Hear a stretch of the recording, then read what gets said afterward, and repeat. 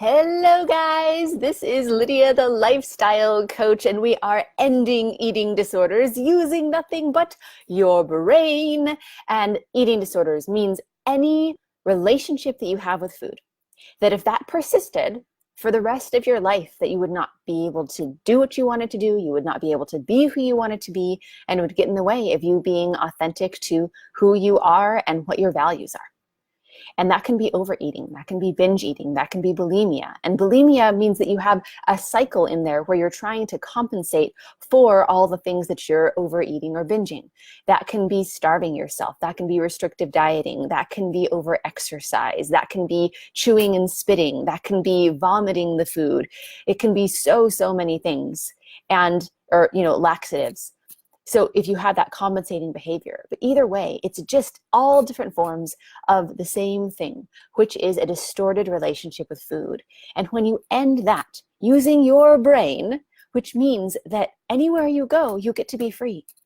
Because if you fix this in any other way, or you try to manage it in any other way besides your own brain and who you are, then you're never free. If you feel better as long as you do yoga every single day, what happens when you can't do yoga? What happens when you're traveling? If you feel better when you don't have things in the house, well, what happens when those foods do come into the house? If you feel better as long as you don't have any stress in your life, what has happened every single time that stress has come back into your life? That is not freedom. That is a Band-Aid. And so with what we do here, it is about that permanent freedom and fixing this all the way. And today we're going to talk about a really common feeling of being in this cycle with food, which is that loneliness of eating, the isolation of eating this way. And it starts out with good intentions. It starts out with, wanting to just be able to do what you need to with food to protect yourself from this thing that you keep doing, going back with the binging and the overeating. And that's how it usually starts. And so you start saying no to things because there's food there. When somebody invites you to something, oh, well, you can't be around that food.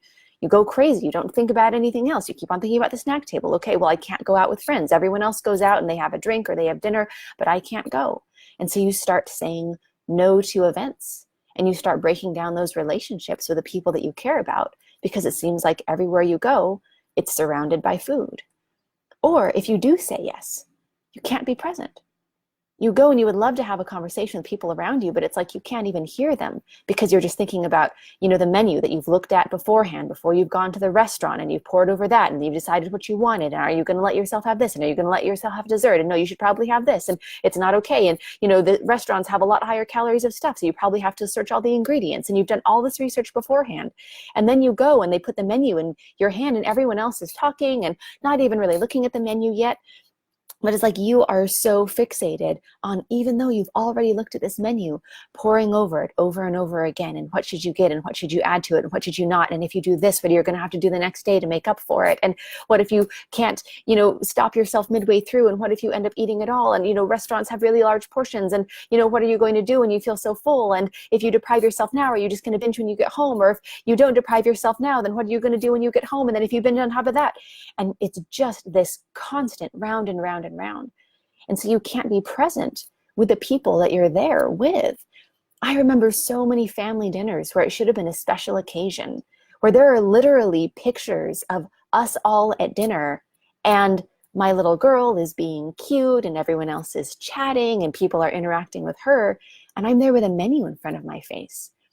There's literally a video of me back in my crazy days when I was a binge eater and when I was bulimic, there's this video of like, oh, hey, we're out at dinner, and it circles around and everyone's waving at the camera, and it comes around to me and I'm just super fixated on my food. And I'm like eating my salad with dressing on the side and grilled chicken and hoping it's lean enough and feeling like this is not going to be enough. And, why am I eating so much salad? And why do I feel so obsessed? And why can't I eat like normal people? I didn't even know there was a camera there that was documenting this wonderful occasion for everyone else except me, because I was so obsessed with the food. And so even if you are with people, you can't be present with them. It's like standing behind this pane of glass where you're observing your own life and you're just in your own head about food. Or your cancel plans. You do say yes, but then you binge right before you're supposed to go. You're going the next morning on some fun adventure, but you binge the night before and you feel so awful that you're canceling your plans last minute. And the thing is that no matter how much people care about you and what kind of friends they are, if you cancel your plans over and over and over, people stop inviting you to things.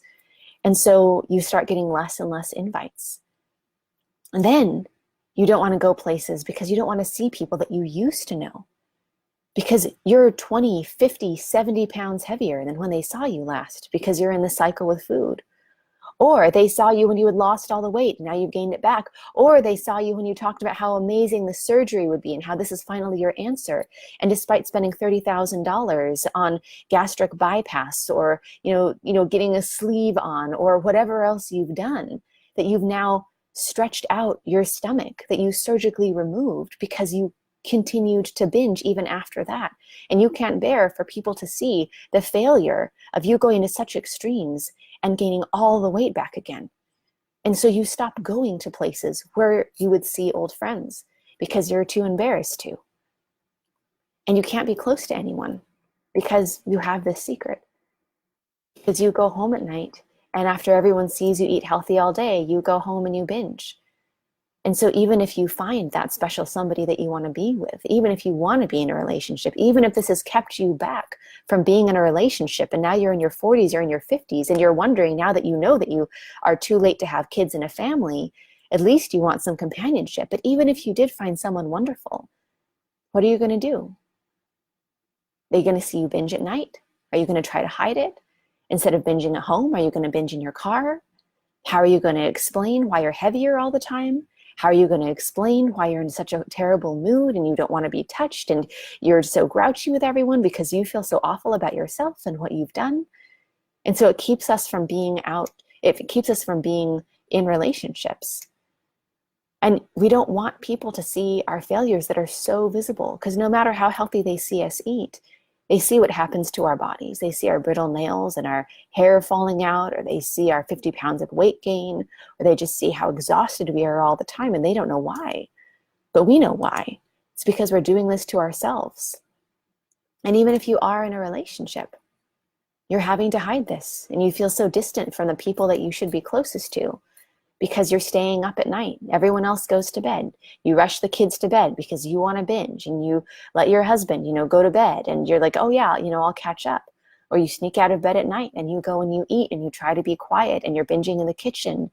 And if they walk in on you, you have to explain why you have all this food out, or you try to just get one thing out at a time. So, when they do come in, then you're able to just say, oh, I was just hungry. I was just getting a snack. And they're doing it every single night. And then you realize that it's so stressful and you're losing so much sleep over this by staying up late to binge that you start going other places. You start going out to fast food and you're eating in your car. Or you go out to a grocery store and nothing ever comes home and you try to hide the wrappers and you put wrappers in the back of a dumpster, in the back of a warehouse so that the pile of fast food wrappers isn't piling up in your own house and people asking like, who went out and got fast food without everyone else? And so you start having these places that you go and living so much time in your car so that you can eat and you can binge and feeling so horrible when you get home.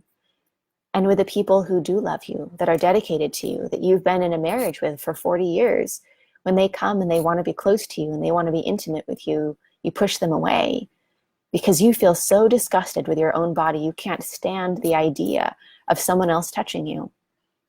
And they don't know why. They think, what, you don't love them anymore? They think you're just pushing them away. They wonder why you're tired all the time. They wonder why you don't have a love life anymore with them. And you don't want to explain that it's because I just ate fast food and I went through the drive-thru 3 times, or I just eaten 5 yogurts and 10 granola bars and I feel so sick and bloated that I don't want to be touched. And it's harder for us to admit that. And so we lie. We lie to the very people that we love. We lie to the people that we told that we'd be honest to, the people that we tell everything. This is something that we don't tell them. And then the mobility issues start and the health issues start. And you don't want to go out because you've got all these food allergies popping up because you've abused your body so much with food that now you can't have dairy and now you can't have wheat. And so now you're having to avoid this, not because you're trying to manage your food issues, but because you literally can't be around those foods. And you're spending so much time with your health issues and your crippling debt from how much you've had to pay in medical bills, because now you're spending $17,000 a year out of pocket, even with insurance, because now you have diabetes. And the worst part of it is that you did it to yourself. And so now you can't do these things and you can't go these places. Now you're not mobile. Now you can't play with your grandkids. You can't get down on the floor with them. You can't go on a hike with the people that love you and want to spend time with you because you get winded. You can't walk up the stairs. You can't work anymore. And now it's something where physically you don't have the options anymore. It's not like you're choosing not to. It's not like, well, I feel so horrible from binging that I'm not going to go out. So I can't go out. You're losing your mobility, you're losing your health, and your whole life starts getting defined by this. And the hard thing is that you're having to be a burden on others. You're having to depend on others to take care of you. And because you've never built those relationships your whole life, because you've never let anyone be close, because you've hidden this, because this has kept you distant from friends, because you've lost friends, because you changed your life so many times to try to escape your eating disorder, that there is no one to take care of you. And you don't have somebody to depend on. And because this has taken so much from you financially, from $40,000 that have been spent on years and years of dieting that's just made you heavier all the time, that you don't have the financial means to hire somebody to take care of you when you're less mobile. And that is the isolation. That is the loneliness of eating disorders.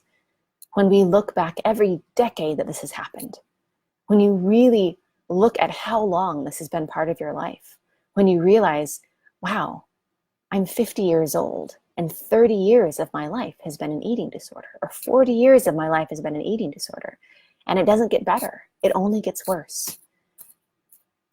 And so what has to happen is when we're in that place of isolation, and when we're getting more and more isolated because of our eating disorders, the solution is to break the isolation and get the help to end this all the way. Because we have women come to us that say, you know what, you're the first person that I've ever told about this. I've been married for 40 years and you're the first person that I've ever talked to about this. And that is such an important step, because you have to be super clear with what exactly is happening with somebody who actually knows how to fix the problem. You can talk to a friend about this, but they're either going to give you horrible advice because they don't know how to help, or they're just going to be really worried about you and have no idea what to do because they're not an expert at ending an eating disorder. And that is exactly why we provide for you guys, for everyone who wants that freedom and is committed to themselves and that freedom and doesn't want to live the rest of their life isolated. We provide one session with us for free to get the absolute clarity on what's happening. And so you have somebody who you can not only talk to, but get the reality of what needs to happen to fix this. Because we cannot fix a problem that we don't know what's happening. And so that's why we are willing to spend this time with you one-on-one, and in a completely confidential session, see exactly what's happening and let you know exactly what you need to put in place to end this. Or we can direct you to the person who can help you. But either way, that's exactly why we do what we do. And if you're tired of the isolation, and if you're tired of getting more and more lonely and separated from everyone in your life that loves you, or not having the people in your life that love you because you've never let anyone in, you can go to lifewithlydia.com/apply. That's lifewithlydia.com/apply. And you'll see a calendar page there, and pop on and you can book a session with us. And we are going to walk you step by step in exactly how to be free and to get the foundation of freedom, which is clarity on what's happening. So you can actually know where to go from here. And so again, that's lifewithlydia.com/apply. And we look forward to helping you. And thank you guys so much for being part of this community. It's amazing to have you here. And it's so fun to see you guys on. And again, this is Lydia, the lifestyle coach, signing off. Mwah. Bye.